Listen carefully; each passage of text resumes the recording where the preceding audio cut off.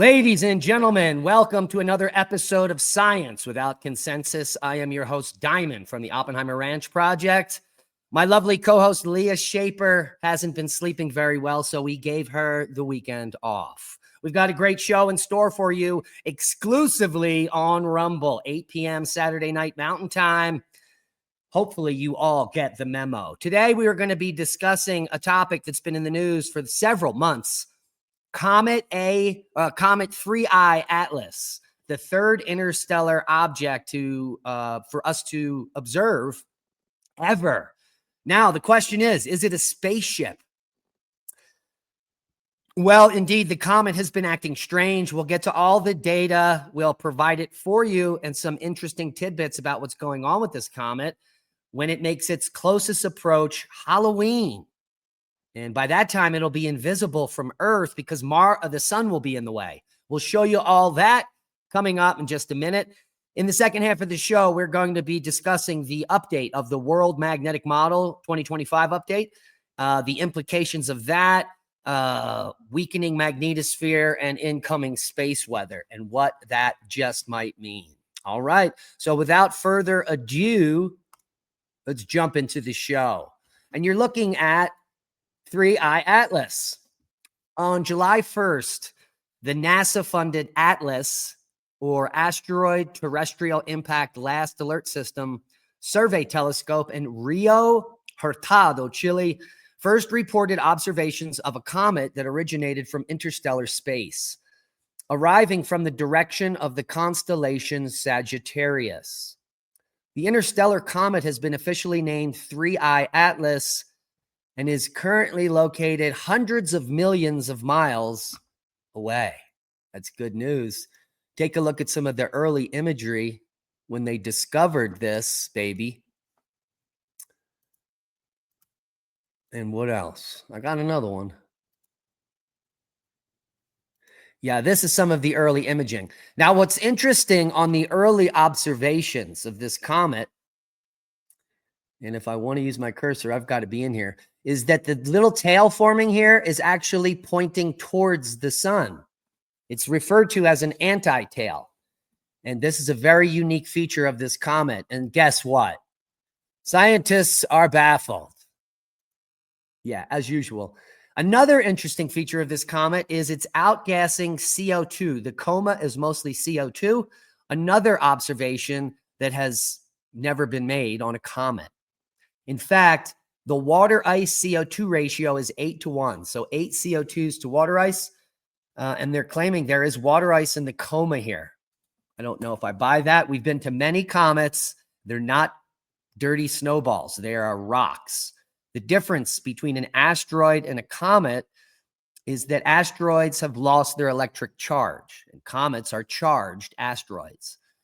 So this tail that's pointing towards the sun is probably a type of ion tail that's being charged from the sun, from the solar wind crossing the coma here. All right, let's get back into the details. The good news is this comet poses no threat to Earth. It will remain a distance of 1.6 astronomical units away. And I'll show you the trajectory map here. 1.6 astronomical units away, or 150 million miles at its closest approach. It's currently under 400 million miles away from us and will be closing in shortly. Now, if we take a look at the trajectory, you're going to see that it's going to come in here inside of the orbit of Mars. Good news is that Mars won't be over here or here, so it won't be intersecting Mars. The bad news is the sun will be between Earth and the comet at its closest approach, so we won't be able to see it. The good news is that we've got probes on Mars. We've got the Mars Orbital Observatory, or I think that's what it's called, that will be able to, it's going to be very close, so it's going to get some amazing images of this object as it flies by. It's like the Mars Reconnaissance Orbiter. But so those satellites that are orbiting Mars will get some amazing footage of this around approaching Halloween of this year. Okay. 3i Atlas will reach its closest approach to the sun October 30th at a distance of 1.4 astronomical units or 130 million miles away, just inside the orbit of Mars. The interstellar comet's size and physical properties are being investigated by astronomers around the world. And some have estimated that the comet, well, could be as wide as 12 miles wide.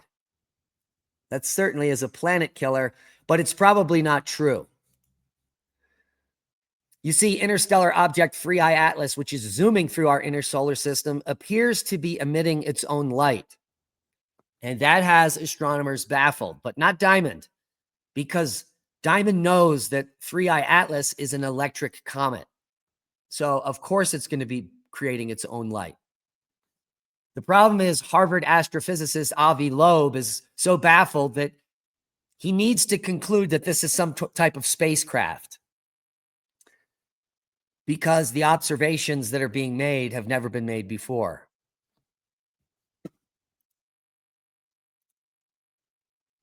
Well, the reason, Avi, I hope you're listening, is that this is an electric comet. And it's also an interstellar comet. Some estimate that this object is up to 8 billion years old. That is billions of years older than our solar system. And so it's coming from a much older solar system, clearly. And it's only the third interstellar object we've ever observed. So clearly we don't know anything about these interstellar objects, their composition. And one of the arguments for this being a spaceship is that they detected nickel in the coma, but no iron. Typically, the ratio of iron to nickel is 93% iron to 7% nickel. In this coma, it's all nickel. There's no iron. And they have no explanation for that because it's never been observed. But perhaps an object that's been traveling around, an interstellar object moving between solar systems for billions of years, is going to be bombarded by cosmic rays for billions of years, and that may change the composition of the surface to something that we've never observed before.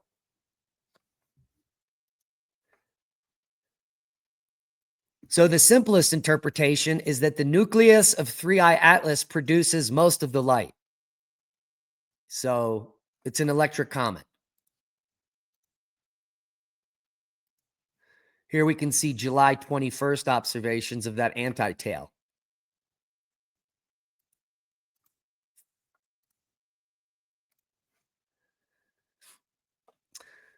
So if the light is being emitted by the coma, then the coma is glowing for some reason.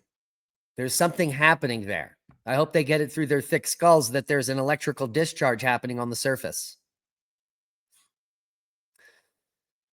Now, thankfully, due to this shift in understanding, the light source would also mean 3i Atlas is much smaller than initially thought,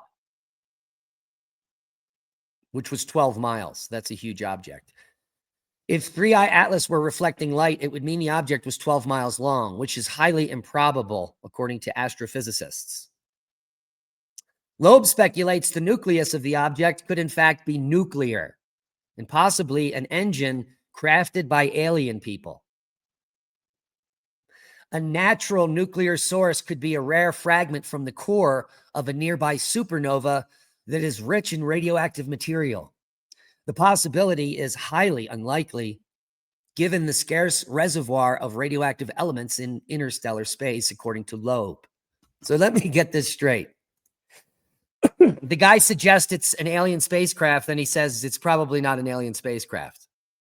I guess he's just looking for clicks or to be relevant in the alien community so he can broaden his spectrum. But clearly, there is no evidence that this is an alien spacecraft. It has a parabolic shape. of any just wandering object that would be entering our solar system. So this Avi Loeb, guys, gets no points from me. So this baby is going to pass inside of March, probably about the beginning of October here, come inside of Mars's orbit, and by October 30th, be closest to the sun right around here, and then rapidly make its way out of our solar system. Now, there's lots of things that can happen as this approaches. We've already seen it at a very far distance out near Jupiter light up with an ion tail and start glowing. It's also been observed over the last week to be turning redder. So that's an interesting observation. Also, carbon dioxide in the coma. And if this is a highly charged interstellar object, which I imagine it is, based on the observations so far, the closer it gets to the sun, the more it will discharge. And if this is a large object with a large nucleus, we could see one of the most spectacular cometary displays in modern history. There are no guarantees, but there could be surprises. So stay tuned for rapidly changing updates. Now, let's see what else we can cover here. If you want, I have this article. I watched scientists view the interstellar comet 3I Atlas in real time. So it has a video down here where you can see the object moving by. And it's astronomer Karen Meach from the Institute for Astronomy of the University of Hawaii, reminding the audience just how rare opportunities like this are. Because interstellar objects are the building blocks of our solar system that got kicked completely out of their home star just by chance, passing through ours. And whenever you get one of these, and this is only the third one, everyone wants to use as much telescope time to see if they're similar or different to the bodies in our solar system. So there is going to be lots of study on this comet over the next several months and years to come. And just like it says here in the subheadline, once these objects get too faint to see, they will never be seen again. And so here is the trajectory. And this is how it's going to, the sun is going to curve the trajectory. And then the object is going to go back out of our solar system. So it's coming in at a high angle. It almost looks like it's coming in near the plane of the ecliptic. But because it's coming slightly above, it's going to curve inside of Mars here. You can check the dates up here. Right there, boom.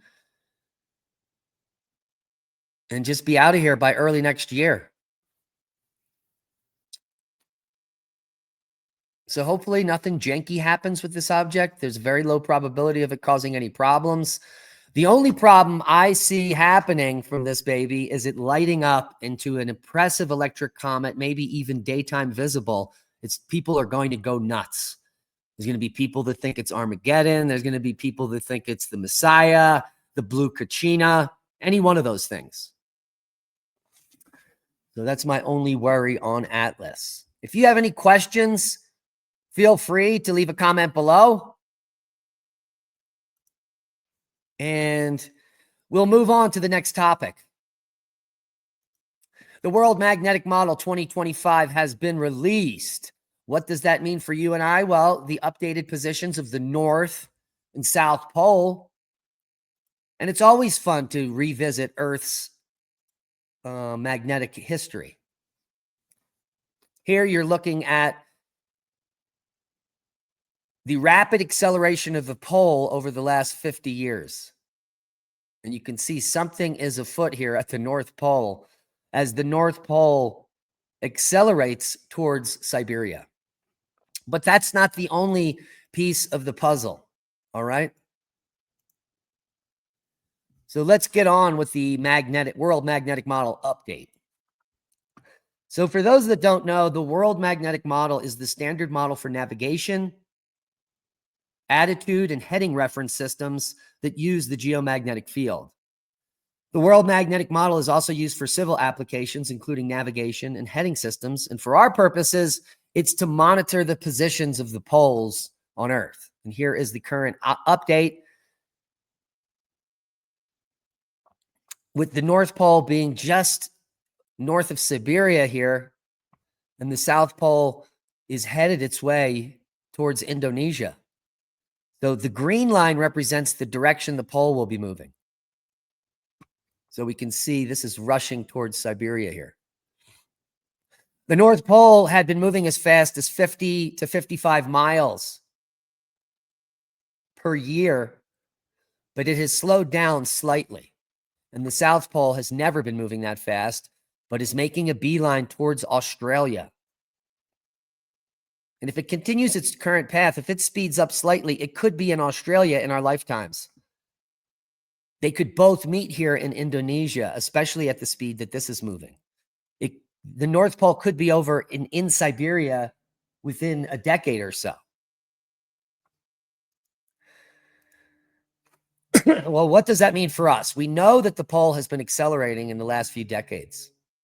We also know that the magnetic field of Earth is weakening. And these two things are a cocktail of disaster, not only for mass extinction, but also for speciation. And we've done dozens of podcasts on the topic. So feel free to research them and rewatch them. They're all very good.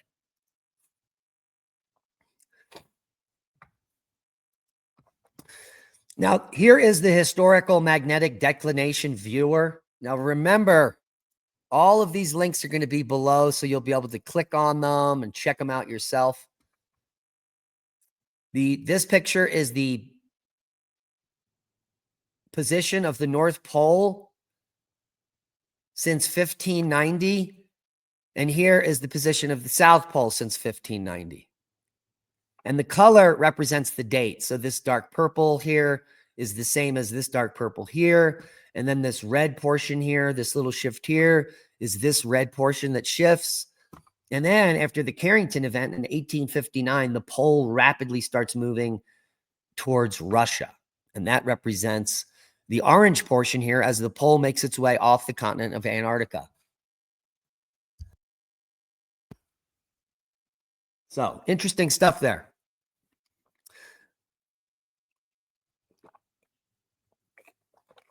Questions that come to mind is, what is controlling the geomagnetic pole location?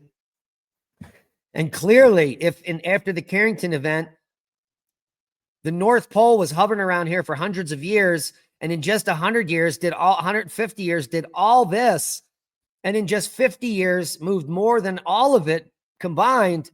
Something is afoot with the geopoles on Earth. We are in a magnetic excursion. There can be no other explanation, and why it's not on headlines is anyone's guess. It may be because it would cause panic if people knew the implications of what this meant. Here is the historical magnetic declination. And so we can run this through from 1590, and you can just see how slow the pole is just slowly wandering around in Canada for hundreds of years. It's not really doing anything spectacular. It's moving very slowly over hundreds of years. Here we are now into the 1780s and the 1840s now. But after the Carrington event in 1859, it changes course. And then by 1940, it starts accelerating. And by 1970, the acceleration sped up. 1990, it became exponential. And it's this exponential part in the last decade that is very worrying. Because if it continues to move this fast, in another decade, if it speeds up, it will be all the way over here in Russia. And in 2 decades, they will have, the North and South Pole will have met at the equator. So 10 years, 20 years at the equator, 10 years, 20 years, and that will be the bottom of the magnetic excursion, which could be as early as 2045, maybe sooner. There's no way to know the speeds that these poles will shift in the coming years. And the world magnetic model is only updated once every 5 years, maybe on purpose. And that's to keep that information away from the public, which is why you all watch this channel, to keep yourself informed. Now, what are the implications of the weakening magnetic field? Well, there are geomagnetic effects on human health and the biosphere. And so with a weaker magnetic field and it continuing to weaken for the rest of our lifetimes, the geomagnetic storm risks become higher and the cosmic ray risks become higher. Then the solar flare risks become higher. And the ability for us to go into geomagnetic storm, like is happening right now, just due to a coronal hole stream. So the BEZ has now shifted south. We will be looking for aurora the next 2 nights to low latitudes. This all has everything to do with the weakening magnetic field. We've seen aurora to the lowest latitudes ever multiple times in just the last decade.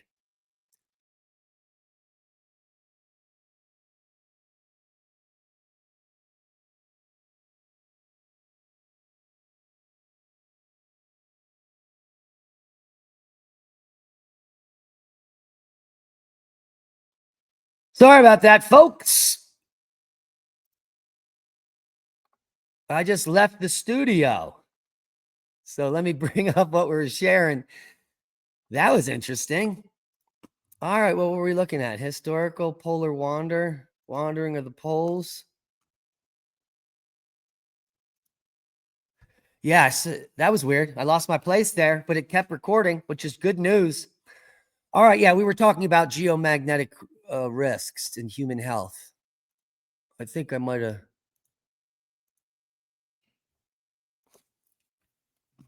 There we were. Yeah, so the 3-day geomagnetic forecast is G1 geomagnetic storm, but there is more stuff to consider. There was a filament that was released, and that is going to coincide with this plasma stream. And I think on the 7th, tomorrow night, we're going to have a G2, maybe a G3 geomagnetic storm. That's my prediction. And all that has to do with the weakening magnetic field on Earth. And so there are human health risks as well. We'll go over them. We've shared these for years. So when you have a geomagnetic storm risks, that's when the KP is 6 or higher here. So any cardiac patients should be very concerned during these times because you can have heart rate fluctuations, heart attacks, and strokes of all kinds. Many people of our community have had strokes during G4 and G5 geomagnetic storms. Acute coronary syndrome, blood pressure increase, seizure and migraine risk, anxiety, stress, emotional instability, cognitive diminution, suicide risk, mental disorder flare-up, radiation risk. When the KP goes to 0, because there's no solar activity, you've got cosmic ray risks. And that includes acute myocardial infarction, cerebral stroke, terminal arrhythmia, anxiety, stress, emotional instability, cognitive diminution, an uptick in traffic accidents and work injuries, suicide risk, mental disorder flare-up, a radiation risk, especially if you're flying at high latitudes.